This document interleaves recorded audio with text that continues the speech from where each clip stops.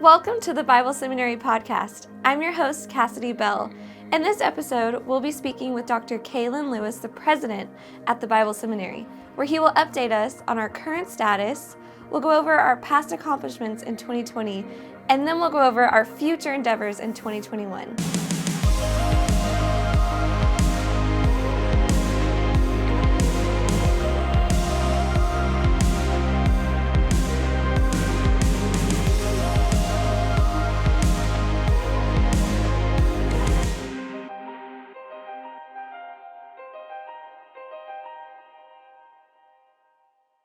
Hi, Dr. Lewis. Thank you so much for joining us today. Good to be here. Good. So a lot has happened since you were last on the podcast. For instance, you became a first-time grandfather. I did, and I have pictures, but I'll spare you at the moment. But plenty of pictures. She's 9 months old, and just beautiful. So it's a lot of fun. Congratulations. Thank you. That's so awesome. So in the fall of 2020, TBS reached our TRACS accreditation. So can you please share a little bit about that journey, the process, and who helped pave the way? So it was ultimately a 10-year journey. We were established in 2010, had our first graduate classes in 2012, and we graduated our first group of students, graduate students, in 2015. And it's at that point that you become eligible to apply for accreditation. So it's interesting, you actually have to teach an entire group of students. They have to graduate before you can even apply to be accredited. And then from that point, it was a 5-year journey. So we went through a process of multiple years, multiple visits, lots of money, and they check out every single thing that we do. And so finally, by the November or October of 2020, we were approved for accreditation. And it's the Transnational Association of Christian Colleges and Schools. It's recognized by the U.S. Department of Education. And so it's legit, it's great. They're actually international. They have schools in other countries. So very exciting to reach that point after really a very intense 5 years. And there were a lot of people involved. There were students involved, there were board members, staff. And so it's a whole process of looking at everything we do, how we do it, how we do classes, and not just classes, but the organization, how does it run, finances, all that kind of stuff. So it was a great journey, and there were probably 50 people involved in helping make it happen. Wow. And it was just very exciting to get it done. That's awesome. So we also have some great news about distance education. Right. Can you update everyone on that great achievement? So distance education allows us to teach from the classroom to anywhere, anybody online. It's interesting because we were doing it because of COVID, and we were testing it before that. But this allows people in other states and eventually potentially other countries, any other locations to participate. So we were testing that actually for several years. And then when COVID hit, we went online. Basically we went on spring break last year. We were live in class. We just didn't come back. We went online. So everybody was online last spring. And then after that, we began to offer what we call hybrid classes. So we teach live in the classroom or wherever we are located. And then we offer the class live online, or it's recorded online if people can't watch it live. So that's the hybrid model. So we were doing that since last summer, but we went through the process. We had to be accredited first. So once we got that in the fall, we immediately turned around, did another study, got everything done, had another visit. And so by April, we were approved for distance education. So then we're a part of a national organization that offers distance ed.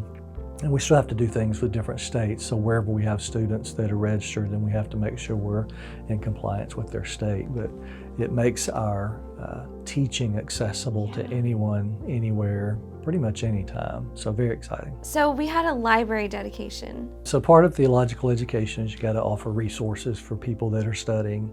So we've been collecting resources over the years, and in the last couple of years we've had some significantly large donations. The Lanier Theological Library in Houston, Yes.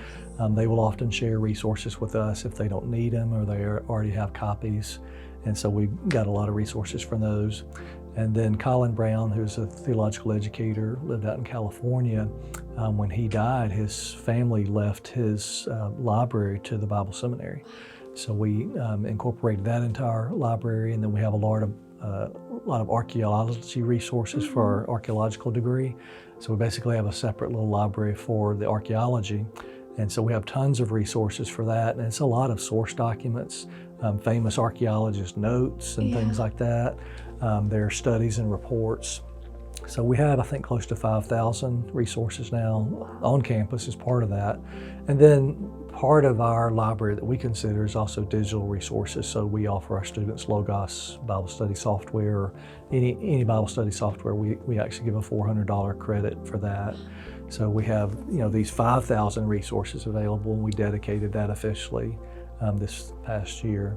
And then with the online resources, then our online students also have access to those. And then interestingly, we also partner with some other libraries. So if we have students in other states, we actually try to work with universities or colleges in their areas so that they also have, access to physical resources. But we can also, mail our physical books to students that are here also. So it's just making those resources available, and the opportunity to have a lot of really, really great books and other resources is awesome. And it's so nice to have these books available where you can't really find them in other places. Like, they're one-of-a-kind books. Yeah, some of them literally are just single copy. We've got some historical books as part of that. And some of these notes and resources are literally the personal notes of famous people writing in the books or writing on the resources that they were publishing. So it's really cool.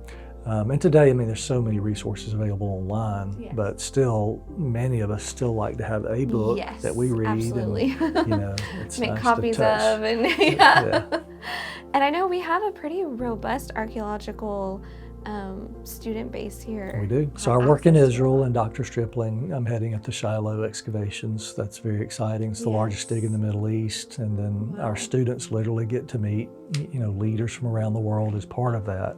And then we're connected with other colleges, universities that have archaeological programs and activities. So it is very exciting. So we kicked off this year, 2021, with a virtual Gala Fundraiser event that I was so happy to be a part of.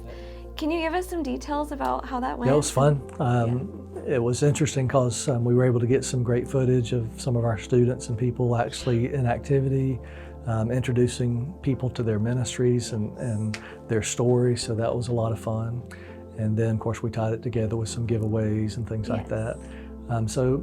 We raised money from that. I don't know what the total is. Our galas are more like they're family events. We share what's going on, and we do raise money kind of right at the event, but really it's people are hearing about it and giving, over the next few months.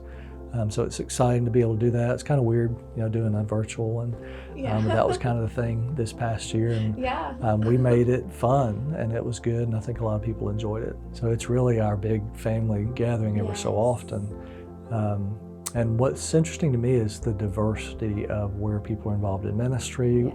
Our students are doing all kind of different things. So to hear their stories and realize who's taking seminary classes and what they're doing and why, it's very cool to see just the breadth, really, and the depth. We have people literally all over the world that are part of the seminary family, and I'm doing very awesome, cool things, some of which we're not even able to share. So I'd like to be able to share some of those, but because of where they are, what they're doing, we can't share some of their stories. But it's very exciting seeing what the Lord's doing through us, and even while we're learning. Absolutely. So we're learning how to do ministry, we're doing ministry, and it's all mixed up. And it's very awesome. You led a Boss Like God seminar, and this is an incredible seminar. So some years ago, I was teaching leadership, and I was trying to figure out all these questions about leading, being a boss. So I decided to look at Scripture from the perspective of God as a boss. So it's very exciting. I did it back when the seminary started. And out of that, we did a little short seminar called Boss Like God, and then we did one called Coach Like Jesus on the New Testament. And so when we did that, it was very popular. And so we brought that back as part of the leadership course. So one of our courses, we teach prophets, priests, and kings, but we teach First and Second Kings, and then we look at how the prophets led, all these different things. So we brought that seminar and put that into that class. And the goal of that seminar is looking at the perspective many of our graduates and students are leaders, or they want to be leaders. So how do you lead? How do you hire people? How do you manage people once you have them? If somebody's not working out, how do you fire them or let them go? If you have an organization, you want to make transitions. If you're going to leave, how do you do those transitions in leadership? So what we did is we looked at those things and taught that in the seminar. And it was great, because people look at Scripture from a different angle, looking at God as a boss. I mean, really, God is the boss of everyone in Scripture. Yes. And how did He boss? That's the point of that seminar, and part of that class is looking at Scripture to learn how to be a leader, how to be a godly leader. Right. And Scripture is awesome, teaching everything from money to hiring to firing to transitioning leaders. All of those things are in the text. So we're learning the stories of Scripture, right, but we're also learning basically biblical leadership principles as part of that journey. Absolutely. That's so incredible. And I haven't heard that from anyone else quite like that. There's tens of thousands of leadership books, but if you drill down into all of them, they're all basically, the good ones are biblical principles. Yes. Even if they don't say anything about Scripture, maybe even no Scripture, they're ultimately biblical principles that you see in Scripture. So that's what the point of this is to look directly at and teach Scripture, but to pull those principles out as you go through. Right. So when Boss Like God comes back around and you're leading the seminar again at the TBS, would an employee benefit from this seminar? Yeah, anybody in leadership, and actually it's anybody that's a boss or anybody who wants to be a boss or anybody who has a boss. Yes. Because part of the thing is, how do you make other people successful? Right. And if you're a boss, you're making your employees successful in your organization. If you're an employee, you're making your boss successful. You want them to look good, and you're making your organization successful. And ultimately for us, we serve the Lord. So, we're serving the big boss. Yes. And so it's really good for anyone, I think, at any level. And it's those basic principles are key for any organization, even a family, church, ministry, business, healthcare, sports team, any of those things. The principles are very similar. Okay, so what is the Bible Seminary offering this summer as far as courses go? So summer courses, we'll do one course here in Katy campus, and I'm teaching prayer and worship. So we'll be studying Leviticus and Chronicles and Psalms. And we're looking at the Scripture from the perspective of how did they do prayer and worship? Because we talk about church, we do church, we all have our model of what church looks like, feels like, and what's right. But our purpose in this is to learn those Scriptures. What is it in Leviticus that's important? Why is Leviticus important? Yes. Many people think it's a boring book. But when you realize that Leviticus lays the foundation for the entire New Testament, then you all of a sudden start seeing the New Testament, the Gospels, in a new light of things that Jesus said, Paul teaches, Peter preaches. Same thing with Chronicles. You're looking at the history, the southern kingdom of Judah is what that book is focusing on. And then Psalms is obviously a book that we use for worship. So we're looking at it from the whole perspective of how does the Bible portray prayer, what is prayer, and then worship, what is worship, how did they do it? And then what are the implications for us? Because many of us are involved in prayer and worship ministries as part of what we're doing in any ministry. Right. And so that's the core part of that. Then the other courses that we're teaching will be in Israel. Okay. So Dr. Stripling and the team there, assuming they get there, they allow them in and they're able to be on site at Shiloh. They'll be learning pottery, which is a ceramics class, and then they have an archaeology practicum. So there's 4 weeks of the excavation, and there are students there's 2 classes of actual hands-on, so 2 of those weeks are one class and 2 are the other. So those are the classes that we're offering for the summer. That's incredible. So if you want more information on signing up for these summer classes, you can go to digshiloh.org to register for the Israel trip. And then you can go to TheBibleSeminary.edu to register for the summer course that Dr. Lewis will be teaching himself. Can you also share a little bit about the 2021 fall semester? So fall, just as usual, has got a bunch of exciting classes. We're teaching theology.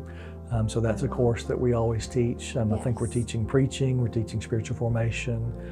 We also have a really exciting class, Perspectives on the World Christian Movement.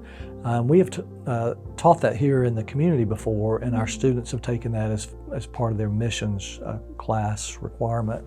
And we've reintegrated that into the Bible Seminary curriculum this year, so we're partnering with Perspectives to do that course, and that'll be exciting.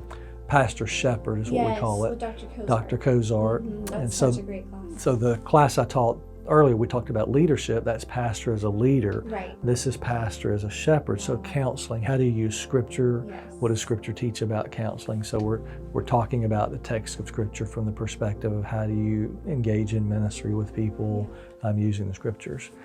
And then there's several other courses. I think there's an archaeology course in there that we're doing. So, and I think we're back to Hebrew. Hebrew and Greek. Yes. I think one of the classes in the fall is exegesis. So we have a year of Greek and a year of Hebrew for people that are doing the languages. Yes. And we added a third class for each of those, and not everybody takes it, it's special. So the first two classes are what is the language, how do you understand it, how do you write it and read it. And then the third one is actually exegeting passages of Scripture. So looking at passages in the original language, rewriting them, translating them, and talking about how to do that. So that's very much of a practical class for people that want to really dive into using the language as part of their ministry studies. So our fall schedule is up on our website, so feel free to hop on over to TheBibleSeminary.edu, and you can check out all the classes that we're offering with lots of details, times, our calendars up there, who's teaching, and then you can actually look at who's teaching and then go to their bio and check out all the cool things that they're up to, which is so fascinating. Yeah, we have great professors. Yes. In fact, all of our professors are basically professionals in the area that they're teaching in. So if they're preaching, there are preachers. If they're doing archaeology, they are archaeologists. And if they're counseling, they are counselors. Well, Dr. Lewis, thank you so much for taking your time to be here today. It was so great to hear about our past accomplishments and all the fun things coming up at the Bible Seminary. And thank you to our listeners. Thanks for tuning in and hearing about all the incredible things God is doing at the Bible Seminary. Be sure to like, to share, and to subscribe to our podcast channel. We'll see you next time at the Bible Seminary Podcast.